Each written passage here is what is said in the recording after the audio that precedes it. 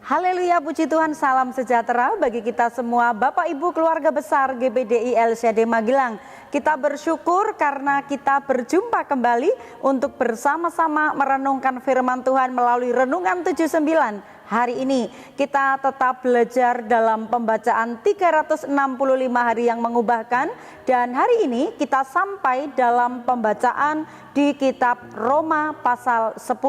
Saya mengambil Roma 10 ayat 1 sampai ayat yang ketiga. Mari kita bersama-sama membaca firman Tuhan ini. Roma 10 ayat 1 sampai 3. Saudara-saudara, keinginan hatiku dan doaku kepada Tuhan ialah supaya mereka diselamatkan. Sebab aku dapat memberi kesaksian tentang mereka bahwa mereka sungguh-sungguh giat untuk Allah, tetapi tanpa pengertian yang benar. Sebab oleh karena mereka tidak mengenal kebenaran Allah, dan oleh karena mereka berusaha untuk mendirikan kebenaran mereka sendiri, maka mereka tidak takluk kepada kebenaran Allah. Puji nama Tuhan, saya memberikan tema firman Tuhan hari ini yaitu terbeban. Kita tetap belajar dengan cara OIA dalam pembacaan firman Tuhan hari ini. Observasi dalam pembacaan kita adalah, kita tahu penulis dari kitab Roma adalah Rasul Paulus sendiri, dan tujuan dari surat Roma ini adalah untuk orang-orang Yahudi atau orang-orang percaya yang ada di kota Roma.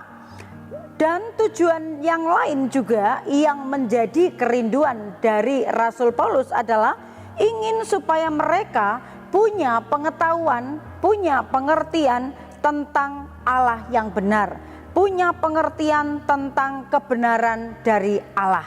Interpretasi yang kita akan sama-sama pelajari. Rasul Paulus ingin membawa pesan mengenai kebenaran, ya.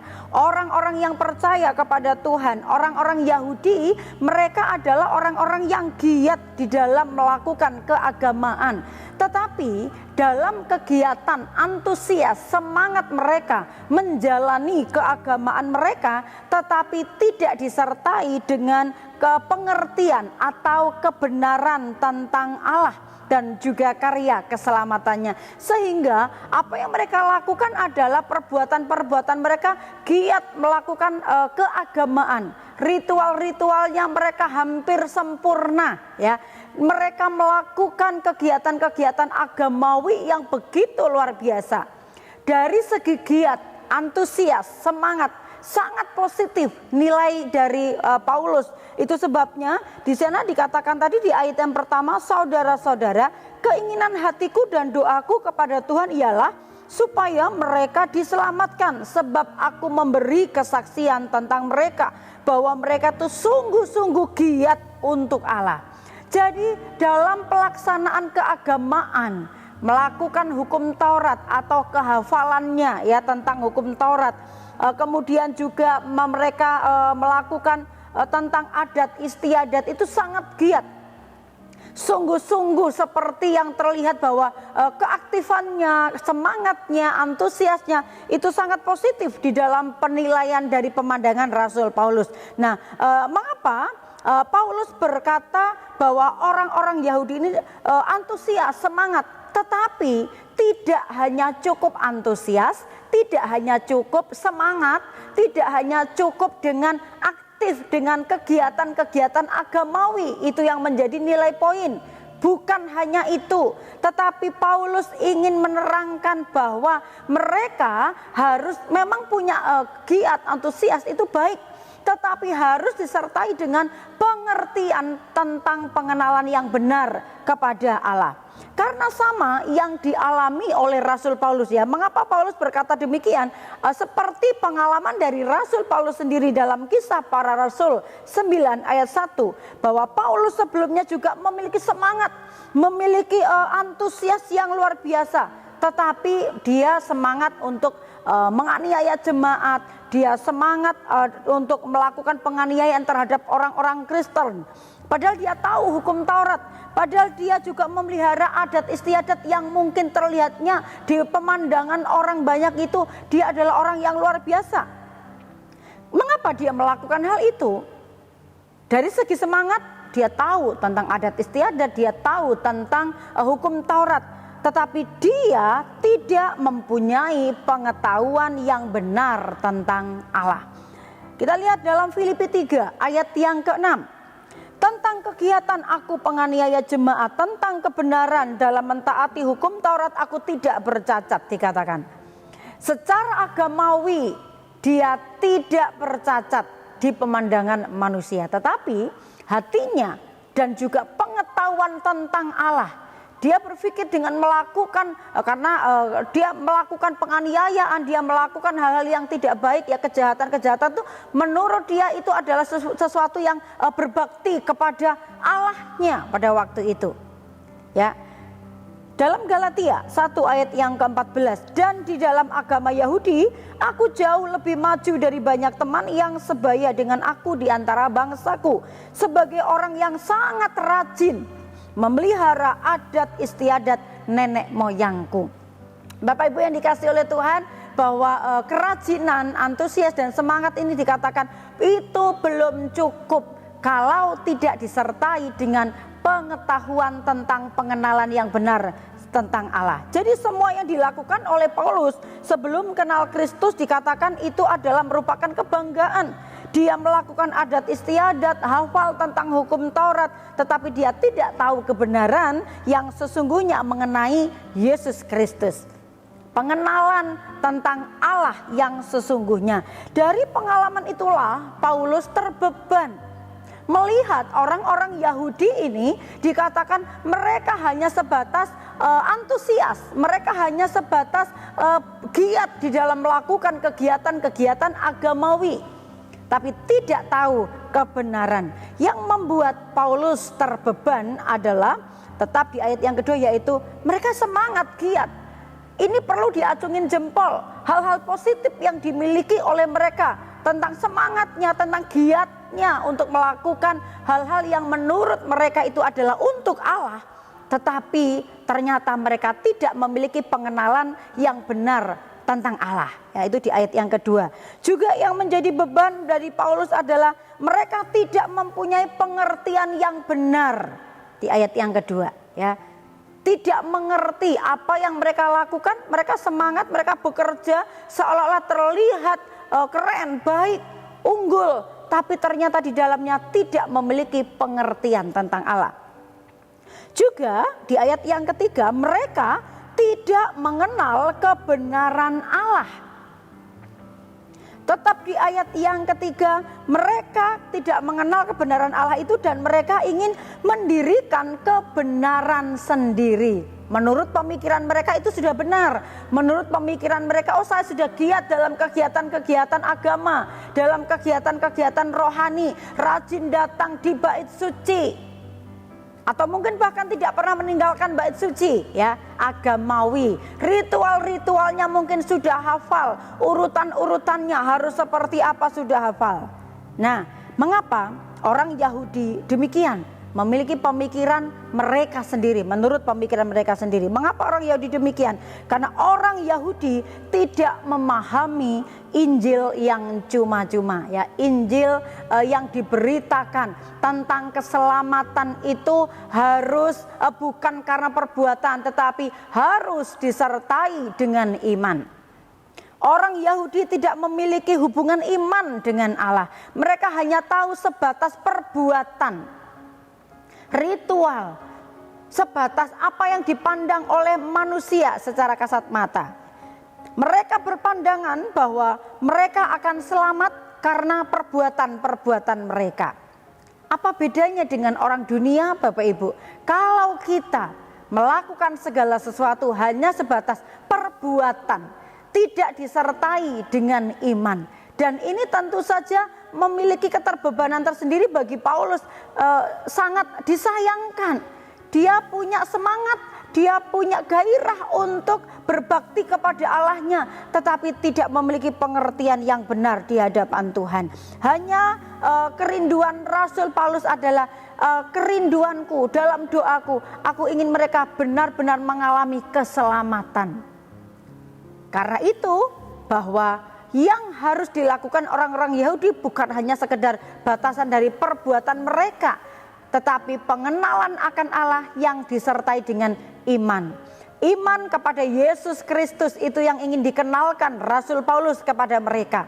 Yesus Kristus adalah anugerah terbesar dari Allah yang diberikan kepada manusia. Karena manusia diselamatkan bukan karena perbuatan baiknya, bukan karena dia peribadatannya sempurna, tetapi iman. Jadi beribadah, berdoa, melakukan perbuatan-perbuatan dengan semangat dan antusias itu baik, tapi harus disertai dengan iman kepada Yesus Kristus. Apa yang terjadi di dalam gereja Bapak Ibu? Masih banyak orang-orang yang belum memiliki pengertian dan pengenalan yang benar akan Allah. Sehingga banyak anak-anak Tuhan yang sebatas aktif, antusias, hadir ke gereja tidak pernah absen, giat dalam pekerjaan Tuhan, rajin, senantiasa datang beribadah, rajin di dalam pelayanan, tetapi tidak memiliki pengenalan yang sungguh kepada Allah. Ini adalah sesuatu yang miris ya, sesuatu yang sangat disayangkan apabila mungkin terlihatnya baik, tetapi tidak memiliki pengenalan. Siapa yang dilayani, siapa yang disembah, itu adalah Tuhan yang besar, Allah yang benar. Nah, buktinya apa? Kalau mereka tidak memiliki pengenalan, kalau di dalam gereja masih banyak yang belum mengerti tentang kebenaran, belum mengerti bagaimanakah pengenalan itu akan Tuhan yang sesungguhnya. Itu terbukti waktu mereka beribadah masih belum sungguh-sungguh. Ada yang masih ngobrol sendiri, ada yang mungkin bermain game, ada yang bermain WhatsApp, bermain HP sendiri. Karena apa? Mereka tidak menyadari kebenarannya sesungguhnya waktu kita beribadah. Seperti apa pengenalan kita kepada Tuhan? Seperti apa penghargaan? Kalau kita kenal Tuhan, kalau kita tahu kebenaran tentang Tuhan, pengetahuan tentang Tuhan, bahwa Tuhan itu hadir di dalam ibadah, Tuhan itu hadir di bait sucinya, pasti kita akan menghargai, kita pasti akan menghormati kehadiran Tuhan. Karena tidak memiliki pengetahuan untuk kenal pribadi Tuhan, maka banyak yang masih mengabaikan, menyepelekan, meremehkan jam-jam ibadah di mana Tuhan sesungguhnya hadir di sana. Kemudian juga bukti bahwa ketika mau mendengar firman, masih memilih-milih firman Tuhannya yang untuk saya itu yang baik-baik saja. Kalau sifatnya teguran, masukan, ya itu tidak untuk saya. Masih memilih-milih firman Tuhan, masih menginginkan apa yang menyenangkan di telinga, tidak siap menerima teguran daripada firman Tuhan. Kita perlu terbeban, kita perlu mendoakan, sama seperti Rasul Paulus dia terbeban. Yang kuinginkan adalah, yang menjadi doaku, kerinduanku adalah supaya mereka itu diselamatkan. Ternyata bahwa orang-orang yang hanya aktif dalam keagamawian saja itu juga belum tentu mengalami keselamatan. Dan ini menjadi beban daripada Rasul Paulus. Kiranya ini juga menjadi beban bagi kita. Mari kita berdoa supaya di dalam keluarga besar GPDI LCD ini, di dalamnya adalah orang-orang yang memiliki pengenalan, pengetahuan yang benar tentang Allah, sehingga menghormati Tuhan, menghargai kehadiran Tuhan itu menjadi kerinduan dan juga sukacita bagi setiap anak-anak Tuhan yang ada di gereja kita. Mari kita akan terus saling mengingatkan, mendorong. Kita juga boleh berbagi pengalaman bagaimana kalau kita mengenal Tuhan itu, kita pasti punya sikap tunduk, taat dan percaya kepada Tuhan. Dan itu buktinya dari mana? Kalau kita beriman kepada Tuhan, percaya karena kita kenal siapakah Tuhan itu, bagaimana kita menghormati Tuhan dengan cara hidup kita, perbuatan yang disertai dengan hati kita yang beriman kepada Tuhan, itu yang akan menyelamatkan. Dikatakan di ayat-ayat selanjutnya, kalau hatimu percaya kepada Tuhan dan juga mengakui Tuhan dengan mulutmu, ini adalah merupakan tindakan iman Bapak Ibu, maka engkau akan diselamatkan. Kita adalah orang-orang yang sudah diselamatkan. Itu sebabnya apapun yang kita lakukan, tindakan-tindakan kita jangan hanya sekedar melakukan, sekedar itu adalah ritual agamawi, tapi kita melakukan karena kita beriman kepada Tuhan Yesus yang sudah menyelamatkan saya, Tuhan Yesus yang sudah memberikan kehidupan kekal bagi saya. Maka saya harus mengerjakan segala sesuatu itu dengan iman, percaya kepada Tuhan karena Tuhan yang sudah menyelamatkan kita. Mari kita terus saling mendukung, saling menguatkan di dalam pengiringan kita kepada Tuhan. Dan saya percaya Bapak Ibu senantiasa diberkati melalui renungan-renungan yang disampaikan oleh kami dalam Renungan 79. Dan apabila Bapak Ibu ingin menyampaikan kesaksian karena diberkati, maka Bapak Ibu dapat menyalurkannya melalui chat WhatsApp 0813 274 20088. Mari kita bertumbuh bersama untuk kita semakin kuat di dalam Tuhan. Mari kita sambut firman Tuhan ini dengan kita berdoa. Terima kasih Tuhan, kami bersyukur sebab Engkau yang sudah menyelamatkan kami. Tolong kami umat-umat-Mu agar kami melakukan segala sesuatu bukan untuk kepentingan diri sendiri, mencari kebenaran diri sendiri, tetapi kami belajar melakukan kebenaran Allah dan kami memiliki pengetahuan yang benar tentang Allah. Kalau kami mengenal Tuhan, kami percaya kepada Tuhan, kami menghormati Tuhan. Terima kasih ya Tuhan, kami percaya bahwa hidup kami adalah orang-orang yang sudah ditebus, orang-orang yang dikasihi oleh Tuhan. Terima kasih ya Allah, sebab roh yang ada di dalam kami umat-umat-Mu lebih besar daripada roh yang ada di dalam dunia ini. Bahwa kami semakin percaya, semakin mengenal akan Engkau melalui firman-Mu yang kami dengar setiap hari. Terima kasih, kami mengucap syukur. Terima firman-Mu dengan sukacita di dalam nama Tuhan Yesus Kristus. Haleluya. Amin.